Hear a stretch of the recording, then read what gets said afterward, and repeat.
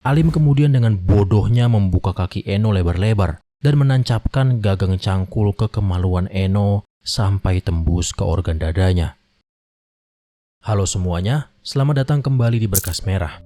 Pada video kali ini, kita akan membahas salah satu kasus pembunuhan paling sadis yang pernah menggemparkan tanah air. Seorang wanita muda diperkaos dan dihabisi oleh 3 orang pria yang salah satunya merupakan kekasihnya sendiri. Ia dihabisi dengan cara yang sangat keji, menggunakan sebuah cangkul yang ditancapkan dari kemaluan hingga tembus ke dadanya.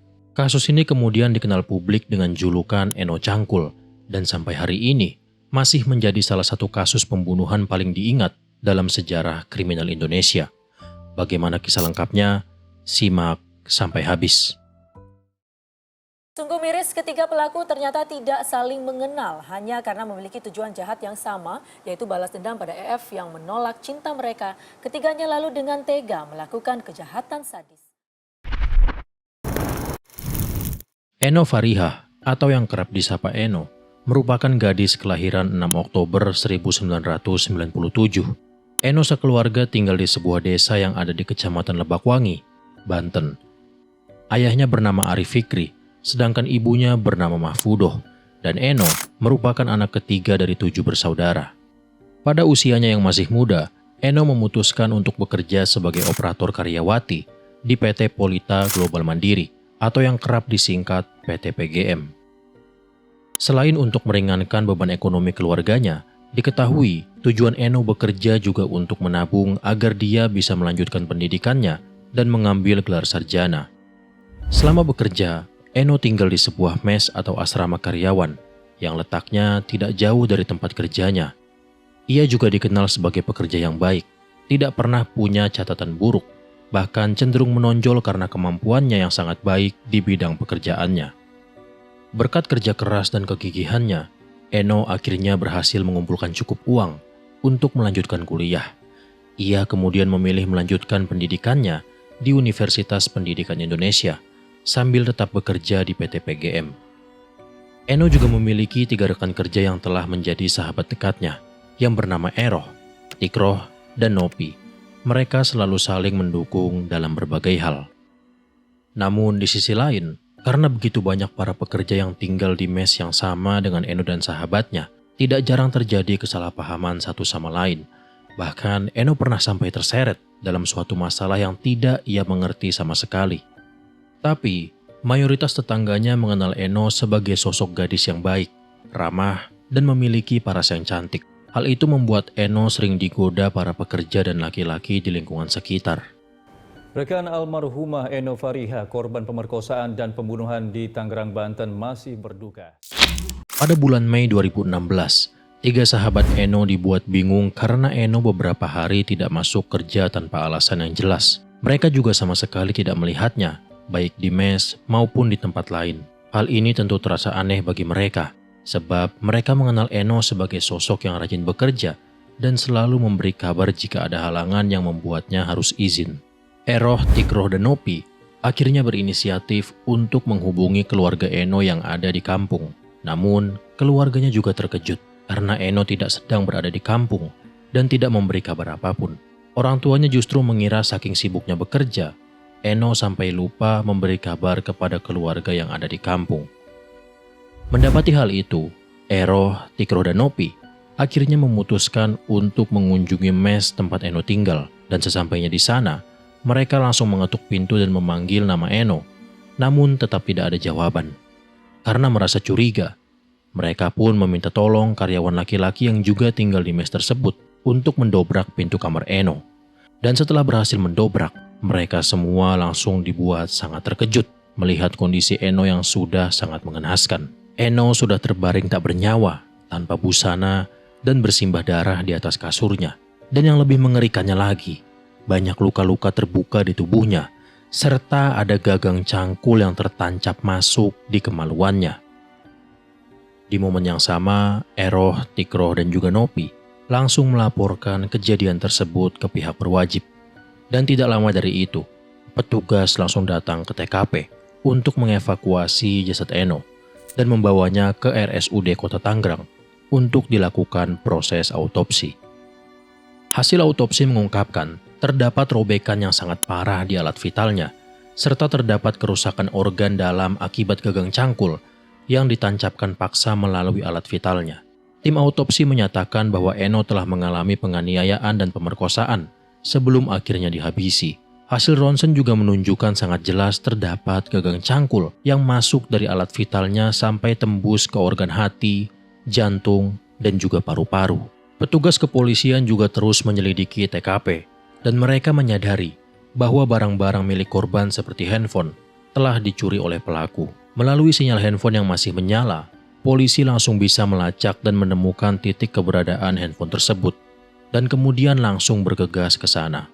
Titik lokasi sinyal mengarahkan polisi ke sebuah rumah sederhana yang terdapat di dalam gang yang ada di wilayah Kosambi, Kota Tangerang. Setibanya di sana, polisi langsung meringkus penghuni rumah tersebut yang bernama Rahmat Alim atau yang kerap disapa Alim. Diketahui, Alim masih sangat muda dan masih duduk di bangku kelas 2 SMP. Kemudian Alim ditangkap dengan tuduhan pencurian dan penghilangan nyawa terhadap Eno. Setelah menginterogasi Alim, polisi langsung mendapatkan informasi bahwa ada dua pelaku lain, yakni Rahmat Arifin yang kerap disapa Arif dan Imam Hapriyadi yang kerap disapa Imam. Keduanya diketahui berusia 24 tahun dan Arif merupakan rekan kerja Eno di PT PGM, sedangkan Imam bekerja di tempat lain. Kasus ini dinilai sangat berat serta mendapatkan sangat banyak perhatian publik sehingga ditangani langsung oleh pihak Polda Metro Jaya.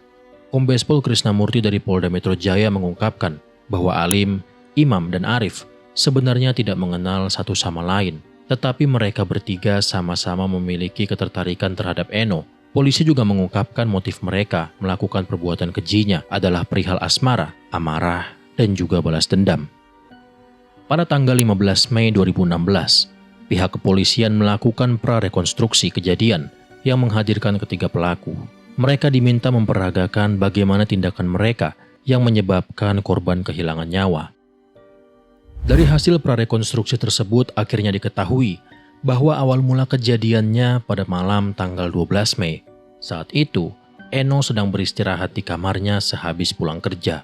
Di saat yang sama, Eno juga menerima telepon dari Alim yang ternyata merupakan kekasihnya.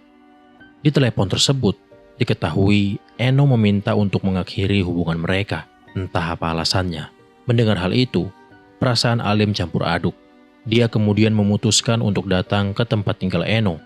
Sesampainya di sana, Alim memeluk Eno dan mengajaknya bercium dengan alasan untuk yang terakhir kalinya.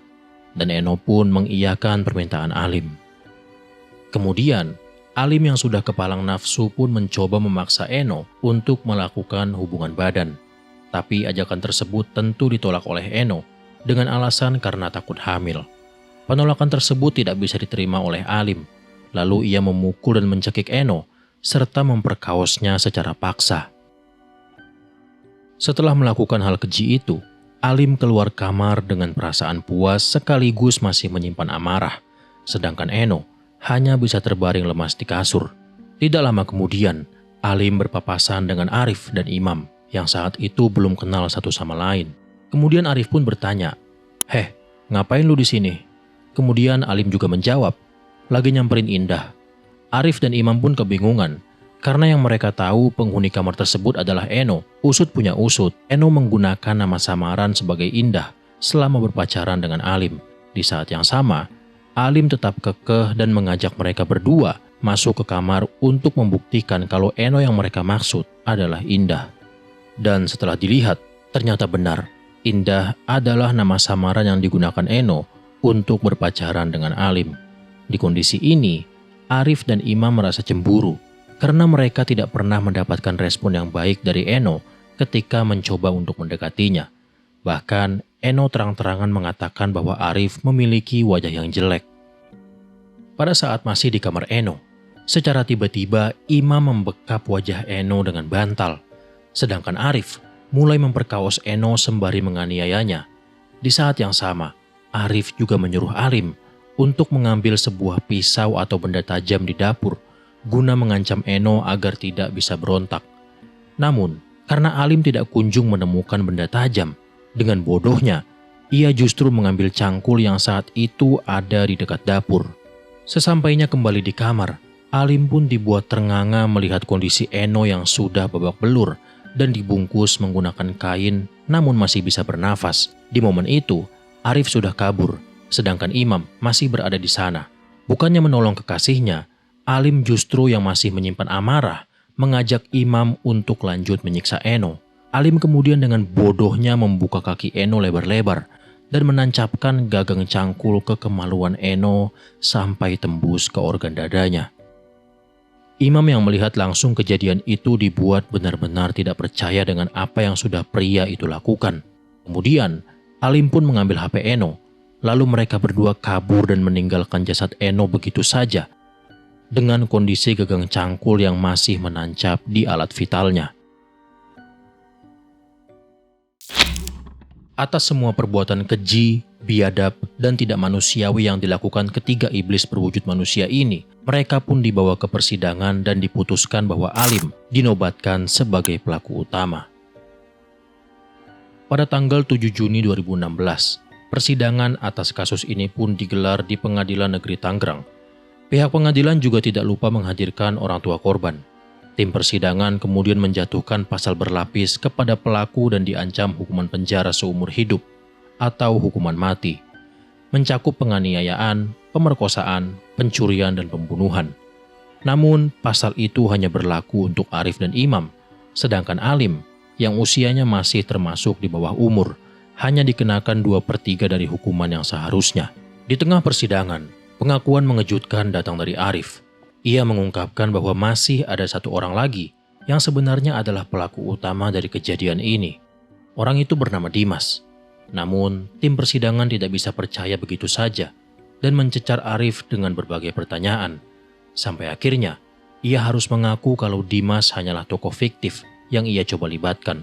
Usut punya usut, orang tua Alim ternyata mengintervensi Arif dengan janji bantuan hukum jika Arif melakukan hal tersebut. Kemudian, pada 20 Januari 2017, jaksa membacakan tuntutan hukuman mati untuk Arif dan Imam. Namun, mereka masih diberi kesempatan untuk melakukan pembelaan di persidangan berikutnya, yang digelar pada tanggal 1 Februari 2017. Di hari H sidang tersebut, Arif dan Imam mengajukan keringanan. Imam bersaksi bahwa dirinya tidak memiliki niat untuk menghabisi Eno, sedangkan Arif bersaksi bahwa dirinya terpaksa melakukan hal keji itu karena merasa tertekan. Kuasa hukum dari keduanya juga terus mencoba berbagai cara dan pembelaan untuk meringankan hukuman mereka. Namun, keputusan hakim tetap tegas bahwa mereka berdua harus dihukum mati.